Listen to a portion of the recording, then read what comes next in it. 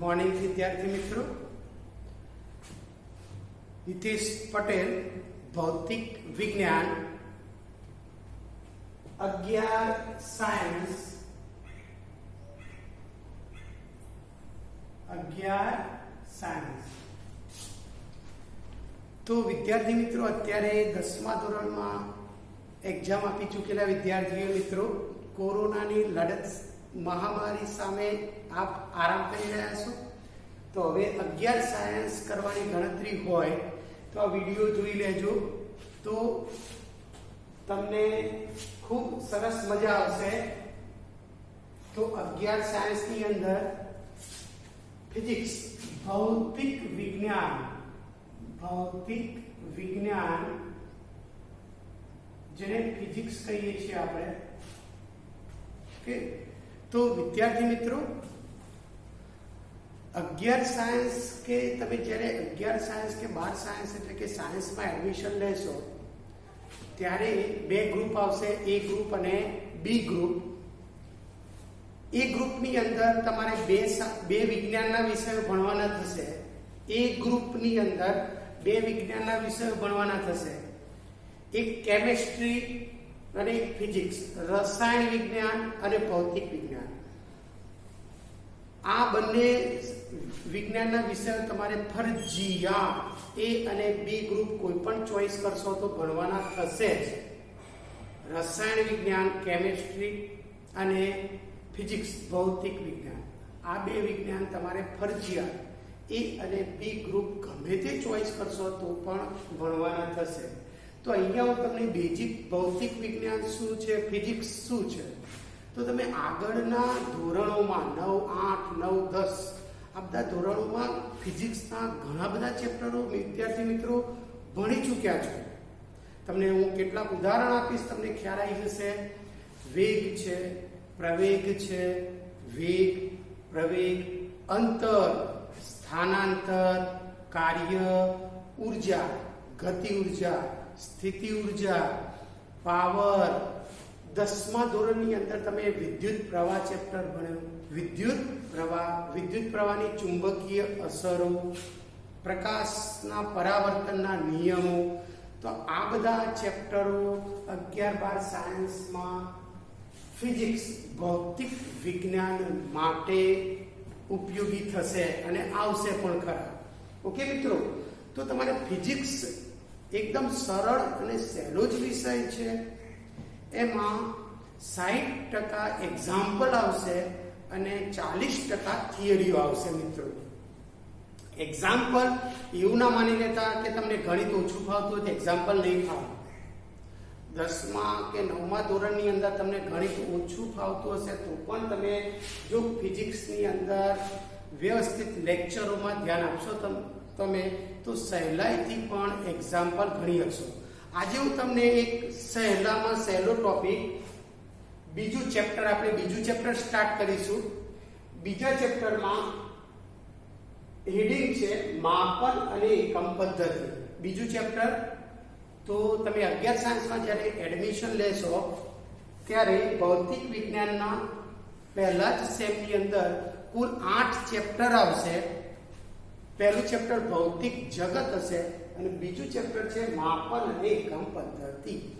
તો આપણે બીજા ચેપ્ટરનો એક નાનો મુદ્દો જે તમને સહેલાઈથી ખબર પડે એનો અભ્યાસ કરીશું, ઓકે મિત્રો। માપન અને એકમ પદ્ધતિમાં આપણે શું ભણીશું એ તમને ખ્યાલ આપી દઉં તો માપન અને એકમ પદ્ધતિની અંદર જુદી જુદી રાશિઓનો અભ્યાસ કરવાનો છે।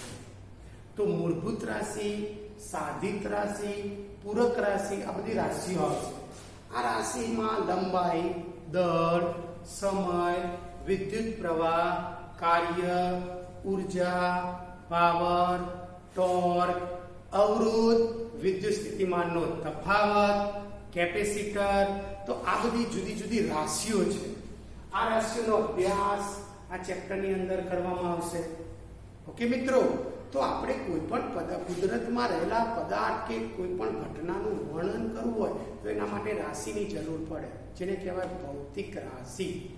કોઈ પણ દાખલા તરીકે મારે આ બોર્ડનું વર્ણન કરવું હોય તો આની લંબાઈ કેટલી છે, આની પહોળાઈ કેટલી છે, આની જાડાઈ કેટલી છે, એ બધું તમે માપશો શામાં? મીટરમાં માપશો કે ભાઈ આટલા મીટર લંબાઈ છે, આટલા મીટર પહોળાઈ છે, અને આટલા મીટર જાડાઈ છે, કે આટલા સેન્ટીમીટર જાડાઈ છે. તો આ રીતે માપન અને એકમ પદ્ધતિમાં આપણે જુદી જુદી રાશિઓનો અભ્યાસ કરવાનો છે.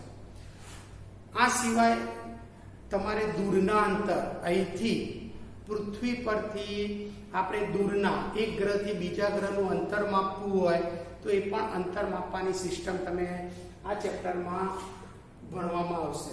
ઓકે, ભણાવવામાં આવશે. તો આ ચેપ્ટરની અંદરનો એક નાનો ટોપિક જે તમને સહેલાઈથી ખબર પડે એ ટોપિકનો અહીંયા ઉલ્લેખ કરો. બરોબર મિત્રો, તમને મજા પણ આવશે. તો પહેલા હું થિયરિટિકલ સૂત્ર બતાવો, અને એ સૂત્ર તમને જો ખ્યાલ આવી જશે તો સહેલાઈથી તમે એક્ઝામ પર ગણી શકશો મિત્રો.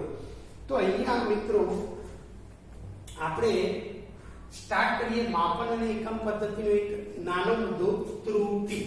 ત્રુટિનો અંદાજ. ત્રુટિનો અંદાજ. તો પ્રયોગમાં ત્રુટિનો અંદાજ. તો ત્રુટિ શું છે મિત્રો?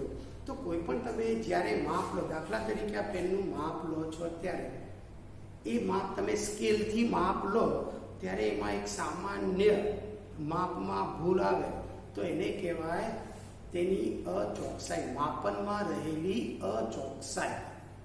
કારણ કે ચોક્કસ માપ લીધું નહીં, જ્યારે આપણે સ્કેલથી આનું માપ લઈએ અને એમાં એક સામાન્ય નાની ભૂલ રહે તો આપણે કહી શકીએ કે માપમાં ભૂલ છે. એને ફિઝિક્સમાં કહેવાય અચોકસાઈ. તો ભૌતિક રાશિના માપનમાં જ્યારે અચોકસાઈ રહે તો તેને ત્રુટિ કહે છે. તો ત્રુટિની પહેલી વ્યાખ્યા, ભૌતિક રાશિના માપનમાં રહેલી અચોકસાઈને ત્રુટિ કહે છે. તો આવી ત્રુટિ નો અંદાજ ત્રણ પ્રકારે લેવામાં આવે છે. એક નિરપેક્ષ ત્રુટિ, નિરપેક્ષ ત્રુટિ. નંબર 2 પોઈન્ટ સાપેક્ષ ત્રુટિ, સાપેક્ષ ત્રુટિ, જેને આંશિક ત્રુટિ પણ કહેવાય મિત્રો, આંશિક ત્રુટિ પણ કહેવાય. અને ત્રીજો પોઈન્ટ રહેશે નિરપેક્ષ ત્રુટિ, સાપેક્ષ ત્રુટિ, જેને બીજા નામથી ઓળખાય આંશિક ત્રુટિ, અને ત્રીજી આવશે પ્રતિશત ત્રુટિ. તો આ ત્રણ પ્રકારની ત્રુટિનો અભ્યાસ જે તમને સહેલાઈથી 10મા ધોરણના ઉપર આધારિત હોવાથી મેં તમને આ ટોપિક સ્ટાર્ટ કર્યો. આ ત્રુટિ ગણતરી કરવા માટે મેં તમને આ ટોપિક લીધો છે. તો બહુ સરળ અને સહેલો ટોપિક છે, તમને ભણવામાં પણ મજા આવશે. તો નિરપેક્ષ ત્રુટિ, સાપેક્ષ ત્રુટિ, પ્રતિશત ત્રુટિ. તો આ ત્રણેય ત્રુટિ શોધવાનો એક્ઝામ્પલ પણ આવશે. આ એક્ઝામ્પલ 3 થી 4 કે 5 ગુણની અંદર પૂછાતા હોય છે. એક્ઝામની અંદર 3 થી 3 ગુણમાં પૂછાઈ શકે, 4 ગુણમાં પણ પૂછાઈ શકે. ઓકે મિત્રો, અને 5 ગુણમાં પણ પૂછાઈ શકે. તો આ તમારે ખાસ ટોપિક ધ્યાનમાં રાખજો, તમને 100% આવડી જશે. ઓકે, લેક્ચર પૂરું થશે એટલે. તો પહેલી હું સ્ટાર્ટ કરું, નિરપેક્ષ ત્રુટિ શોધવી હોય તો તમને પહેલા તો રકમની અંદર કોઈ પ્રયોગ થતા હશે, અને પ્રયોગમાં તમે શું કરો છો, જુદા જુદા અવલોકન લો. તો એ અવલોકનોના રીડિંગ આપ્યા હોય, જુદા જુદા અવલોકનોના રીડિંગ આપ્યા હોય. તો ધારો કે કોઈ પ્રયોગમાં મિત્રો ધ્યાન આપો, ધારો કે કોઈ પ્રયોગમાં લેવાયેલા અવલોકનો, કોઈ પ્રયોગમાં લેવાયેલા અવલોકનો x1, x2, x3, x4, x5 છે. તો આ ત્રણ ત્રુટિ શોધો. નિરપેક્ષ ત્રુટિ, સાપેક્ષ કે આંશિક ત્રુટિ અને પ્રતિશત ત્રુટિ શોધો અથવા તેના સૂત્ર મેળવો.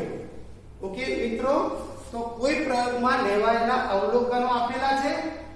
તમે જ્યારે એક્ઝામ્પલ ગણશો તો અહીંયા તમને વેલ્યુ આપી છે, 5, 10, 0, 1, 3 આ રીતે કોઈ પણ વેલ્યુ આપી છે અવલોકન મેં અહીંયા અજ્ઞાત લીધા x1 x2 x3 x4 અને x5 કોઈ પ્રયોગમાં આ અવલોકનો લીધેલા છે આ અવલોકનોમાં નિરપેક્ષ ત્રુટિનું સૂત્ર શું મળે સાપેક્ષ કે આંશિક ત્રુટિનું સૂત્ર શું મળે અને પ્રતિશત ત્રુટિનું સૂત્ર શું મળે અહીંયા આપણે સૂત્ર મેળવીશું અને એ સૂત્રનો ઉપયોગ દાખલા ગણવા માટે થશે મિત્રો તો ખાસ ધ્યાન રાખો તો સૌપ્રથમ તમારે આપેલા અવલોકનોનું સરેરાશ મૂલ્ય મેળવવાનું કયું મૂલ્ય મિત્રો સરેરાશને બીજા કયા નામથી ઓળખાય મિત્ર મધ્ય તમે 10 માં ભણી ગયા મધ્યકને જ બીજા નામથી શું ઓળખાય સરેરાશ તો અહીંયા હું સરેરાશ લઈશ યાદ કરો મિત્રો સરેરાશનું સૂત્ર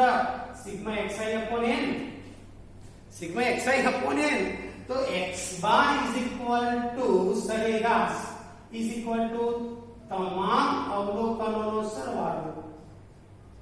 તમામ અવલોકનોનો સરવાળો અપોન અવલોકનોની સંખ્યા કેટલી સંખ્યા છે 5 તો આ આપણું સરેરાશનું સૂત્ર મળશે સરેરાશ મિત્રો સરેરાશનું આ સૂત્ર મળશે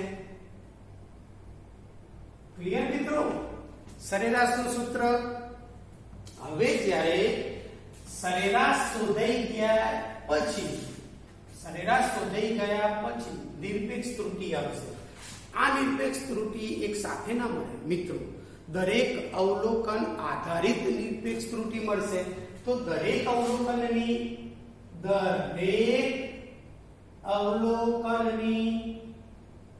નિરપેક્ષ ત્રુટિ દરેક અવલોકનની નિરપેક્ષ ત્રુટિ મિત્રો તો ચલો પહેલો નિરપેક્ષ ત્રુટિને ડેલ્ટા ચલો ત્રિકોણ લગાવીને ડેલ્ટા કહેવાય ફિઝિક્સમાં આને આપણે ડેલ્ટાનો ઉપયોગ કરીશું તો પહેલા અવલોકનની નિરપેક્ષ ત્રુટિ આને કહેવાય પ્રથમ અવલોકનની નિરપેક્ષ ત્રુટિ અને પ્રથમ અવલોકનની નિરપેક્ષ ત્રુટિ મીન્સ સરેરાશ મૂલ્ય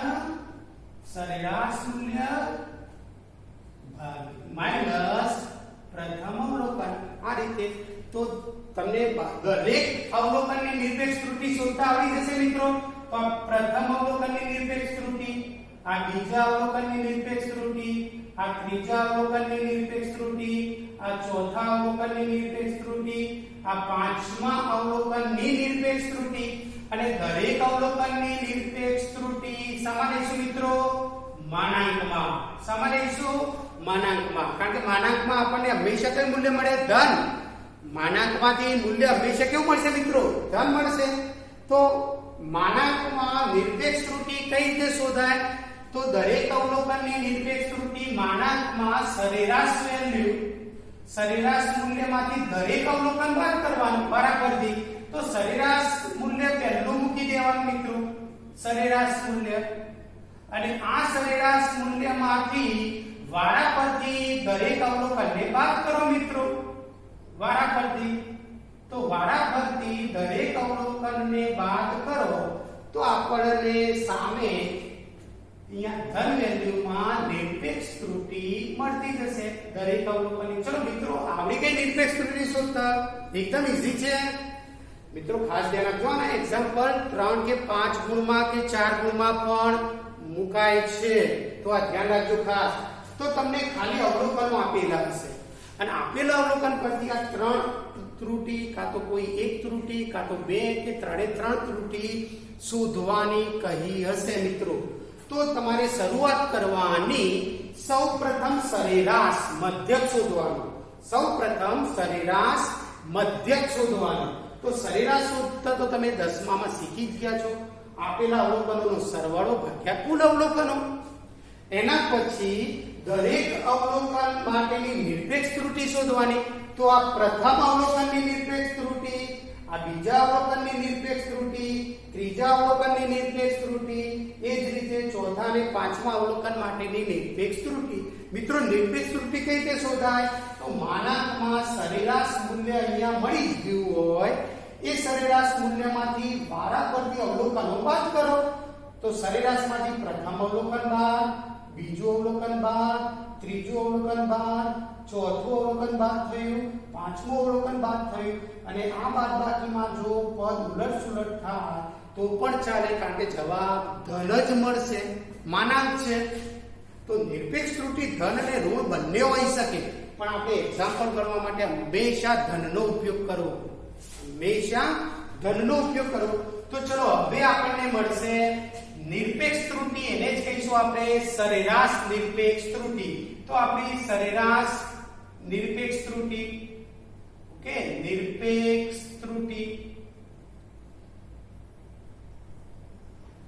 સરેરાશ. તો આ નિરપેક્ષ ત્રુટિ આપણો પહેલો પોઈન્ટ શોધવાનો થયો. તો જ્યારે આમાં આ બધી ત્રુટિઓ શોધવી હોય તો ફરજિયાત તમારે પહેલા આ બધા પોઈન્ટ શોધવા પડે. પહેલું સરેરાશ શોધવું પડે, પછી દરેક અવલોકનની નિરપેક્ષ ત્રુટિ શોધવી પડે મિત્રો. તો હવે મિત્રો નિરપેક્ષ ત્રુટિ સરેરાશ એટલે કે નિરપેક્ષ ત્રુટિ શોધવી હોય તો સિમ્પલ મિત્રો, અહીંયા તમને જે વેલ્યુ મળી તે વેલ્યુ ડેલ્ટા x1 માનાંકમાં plus delta x2 plus delta x3 plus delta x4 plus delta x5. મિત્રો ક્લિયર? તો અહીંયા જે મેં તમને બાદબાકી દ્વારા પ્રશ્નાર્થ કર્યો છે એમાં જે કિંમતો મળી હોય એ તમામ કિંમતો અહીંયા મૂકવાની. આ પહેલી નિરપેક્ષ ત્રુટિની કિંમત, બીજા નિરપેક્ષ ત્રુટિની કિંમત, ત્રીજા નિરપેક્ષ ત્રુટિની કિંમત, એ રીતે પાંચ નિરપેક્ષ ત્રુટિની કિંમત અને નીચે તમામ ની સંખ્યા, એટલે કે કુલ સંખ્યા 5. તો અહીંયા તમે વેલ્યુ મૂકી હશે તો એનો સરવાળો કરીને પાંચે ભાગો એટલે તમારે પહેલાનો જવાબ મળી જશે મિત્રો. નિરપેક્ષ ત્રુટિ, તો આ સૂત્ર થયું નિરપેક્ષ ત્રુટિ શોધવા માટેનું સૂત્ર મિત્રો. ક્લિયર? તો ચલો હવે તમારે બીજો પોઈન્ટ સાપેક્ષ કે આંશિક ત્રુટિ શોધવી છે. સાપેક્ષ કે આંશિક ત્રુટિ શોધવી છે મિત્રો. તો સાપેક્ષ કે આંશિક ત્રુટિને જનરલી આને પણ ડેલ્ટા કહેવાય મિત્રો. આને પણ ડેલ્ટા x એટલે કે ડેલ્ટા કહેવાય, આને પણ ડેલ્ટા જ કહેવાય. તો ડેલ્ટા x આ સંકેત છે સાપેક્ષ કે આંશિક ત્રુટિ દર્શાવવાનો. અને સાપેક્ષ કે આંશિક ત્રુટિ દર્શાવવા માટે ચલો નિરપેક્ષ ત્રુટિને સરેરાશ આ રીતે દર્શાવાય છે. તો આ નિરપેક્ષ ત્રુટિ માટેની સંજ્ઞા છે મિત્રો.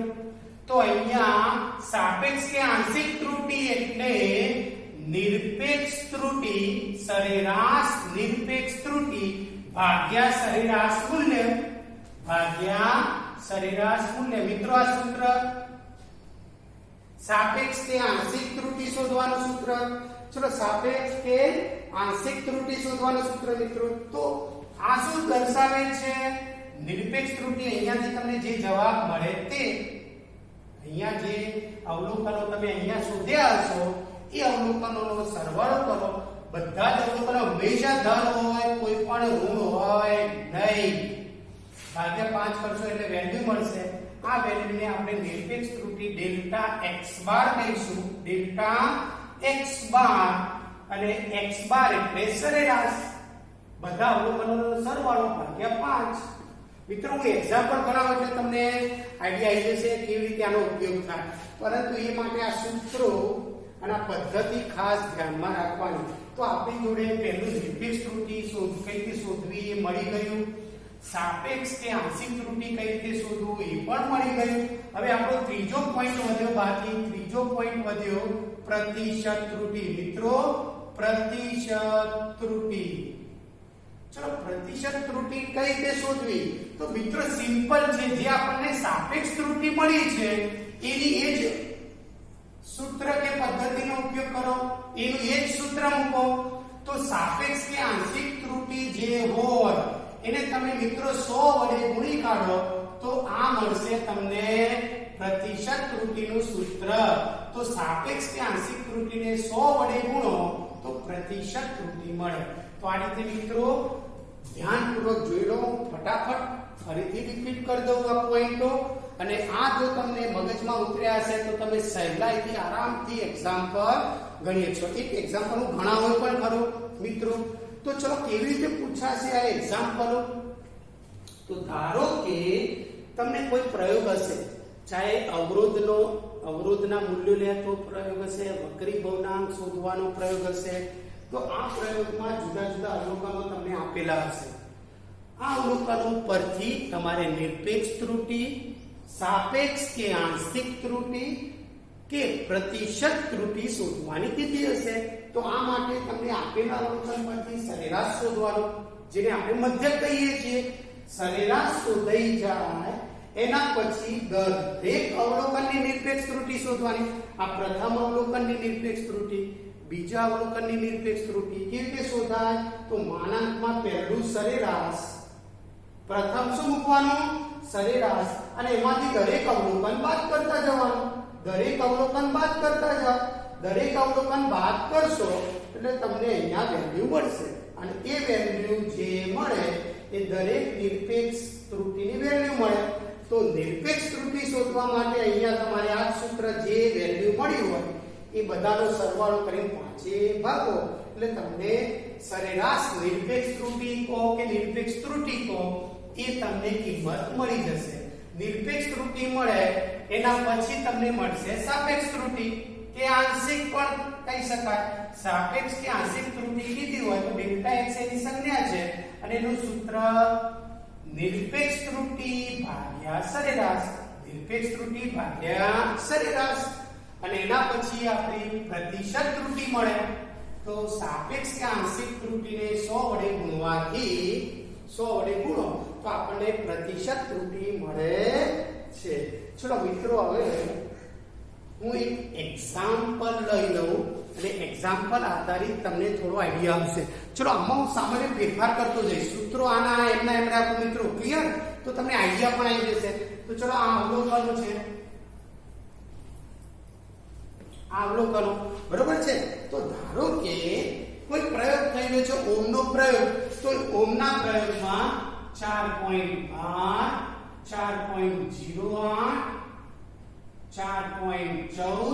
4.14 અને 4.22 ઓમ. ચલો એકમ બધા ઓમ આવશે. અવરોધનો એકમ કયો? ઓમ. તો ધારો કે ઓમના પ્રયોગમાં લેવાયેલા અવલોકનો 4.12 ઓમ, 4.08 ઓમ, 4.14 ઓમ, 4.22 ઓમ છે.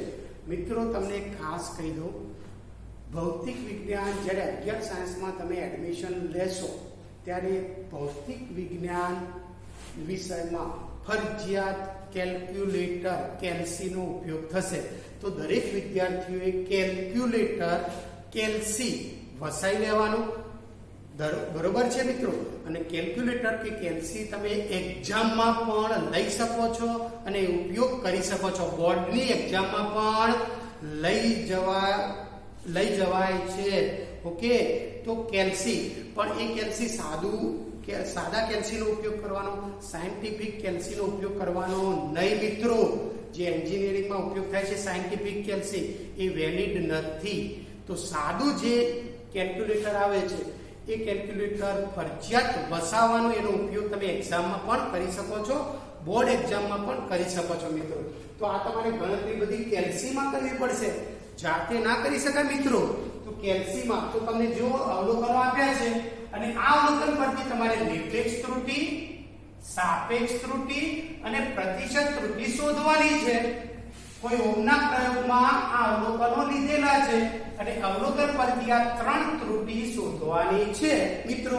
તો આ 3 ત્રુટિ શોધવા માટે સૌપ્રથમ તમારે સરેરાશ શોધવું પડે, અને આ સરેરાશ શોધવા માટે તમારે સૌપ્રથમ આપેલા અવલોકનો નો સરવાળો. તો 4.12, 4.08, 4.14, 4.22. ઓકે મિત્રો, તો આ તમામ અવલોકનોનો સરવાળો કરીને મિત્રો પાછે ભાગવાનું થશે.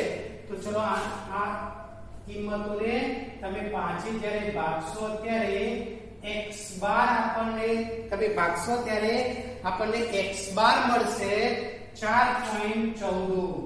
4.14 તો આપણું આ કોઈ ત્રુટી મળી નથી પણ સરેરાશ મૂલ્ય મળ્યું મિત્રો સરેરાશ મૂલ્ય મળી ગયું ચલો હવે તમને દરેકને શોધતા આવડશે આ તો આ સરેરાશ મૂલ્ય જે મળે એના પરથી આપણને દરેક અવલોકનની નિરપેક્ષ ત્રુટી મળશે તો દરેક અવલોકનની નિરપેક્ષ ત્રુટી શોધવા માટે તમારે સૌપ્રથમ શું કરવાનું તો જે સરેરાશ આવે તે લખી દો સરેરાશ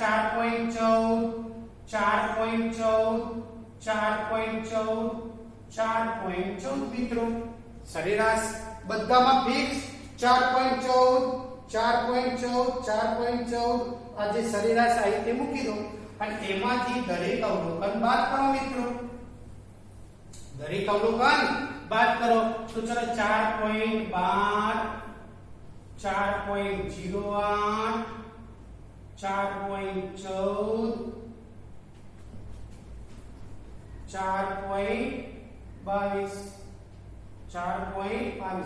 મિત્રો અહીંયા અવલોકનો 4 છે 1 2 3 4 તો અહીંયા 5 ના મૂકતા 4 અવલોકન 5 હોય તો 5 મૂકો 4 હોય તો 4 મૂકો 3 હોય તો 3 મૂકો ચલો ક્લિયર તો આપણી જોડે અવલોકનો જેટલા હોય એ પ્રમાણે ક્રમમાં ત્રુટી મળે નિરપેક્ષ ત્રુટી તો અહીંયા 4 અવલોકન હોવાથી અહીંયા પણ 4 અને 4 નિરપેક્ષ ત્રુટી મળે ચલો આમાંથી આપણે બાદ કરીએ તો 0.02 ઓમ આવશે 0.02 ચલો આમાંથી 8 ને 6 14 તો 0.06 આવશે મિત્રો અહીંયા 0 ઓમ આવશે અહીંયા શું આવશે મિત્રો 0 સરખી કિંમત છે વેલ્યુ મિત્રો ક્લિયર તો અહીંયા સરખી કિંમત છે ઓકે તો અને ત્રીજી ચલો 8 ને 6 ને 8 એટલે 0.08 ઓમ આવશે મિત્રો ચલો ક્લિયર મિત્રો તો આ રીતે તમે બાદબાકી કરશો ત્યારે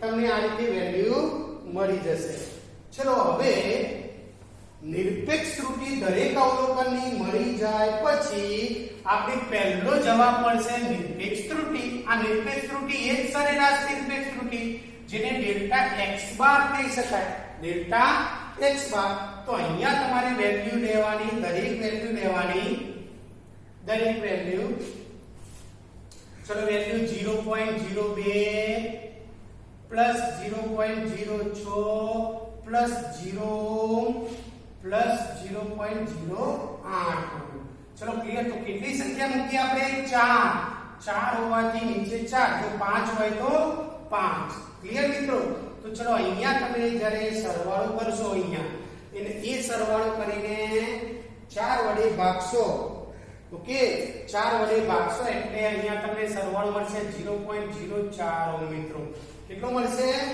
આ સરવાળો કરી 4 વડે ભાગશો એટલે તમને મળશે 0.04 ઓમ જેટલો આપણને વેલ્યુ મળશે ઓકે મિત્રો ચલો ત્યાર પછીની ત્રુટી મળશે સાપેક્ષ ત્રુટી આંશિક ત્રુટી એનું સૂત્ર ફોર્મ્યુલા શું છે મિત્રો તો જે નિરપેક્ષ ત્રુટી આવે તે ડેલ્ટા x બાર ભાગ્યા સરેરાશ તો આપણી જોડે ડેલ્ટા x બાર કેટલો આવ્યો ડેલ્ટા x બાર જેને નિરપેક્ષ ત્રુટી કહેવાય 0.04 મિત્રો અને x બાર કેટલો આવ્યો મિત્રો 4.14 તો આની વેલ્યુ આવશે 0.0096 અને ઓમ ના કહેવાય કારણ કે એકમ ઉડી જશે એટલે આનો એકમ હોય નહીં સાપેક્ષ કે આંશિક ત્રુટી એકમ ધરાવે નહીં ઓકે અહીંયા તમારે એકમ મૂકવો પડે ઓકે હવે ત્રીજી ત્રુટી બાકી રહી પ્રતિશત ત્રુટી મિત્રો તો પ્રતિશત ત્રુટીમાં તમે સાપેક્ષ તો શોધી જશે મિત્રો સાપેક્ષ તો શોધી છે ડેલ્ટા x બાર અપોન x બાર ડેલ્ટા x બાર અપોન x બાર કેટલું મળ્યું 0.0096 મળ્યો તો અહીંયા 0.0096 અને એને 100 વડે ગુણો એટલે પ્રતિશત ત્રુટી તો ગુણ્યા 100 તો અહીંયા કેટલા મળશે મિત્રો તો 0.96 બે પોઈન્ટ કપાઈ જશે તો પરસેન્ટેજ આને કહેવાય પ્રતિશત ત્રુટી તો મિત્રો આ એક પ્રતિશત ત્રુટી મળી ગઈ આપણને આ સાપેક્ષ ત્રુટી મળી આપણને આન્સર સાપેક્ષ ત્રુટી મળી મિત્રો સાપેક્ષ ત્રુટિ અને આ નિરપેક્ષ ત્રુટિ મળી મિત્રો. આ નિરપેક્ષ તો ત્રણેય જે ત્રુટિ શોધવાની હતી એ વેલ્યુ મળી ગઈ મિત્રો. તમને શોધતા આવડશે. ઓકે મિત્રો, તો એકદમ સહેલો ટોપિક અને એકદમ સહેલો અને ઈઝી ફાવે તેવો જ છે ટોપિક અને ધ્યાનપૂર્વક આ ટોપિકનો અભ્યાસ કરજો. જો તમને કોઈ પણ તકલીફ આમાં ખબર ના પડી હોય આ ટોપિકમાં મિત્રો, તો મને મારા આ WhatsApp નંબર પર કોન્ટેક્ટ કરી લેજો. કોમેન્ટ અથવા પ્રશ્ન કરીને મોકલજો 9940626485. ઓકે મિત્રો, તો આ નંબર ઉપર કોન્ટેક્ટ કરી લેજો તો હું તમને સમજાવી દઈશ કે તમને જ્યાં ખબર ના પડી હોય ત્યાં. ઓકે મિત્રો, ચલો ખૂબ ખૂબ આભાર.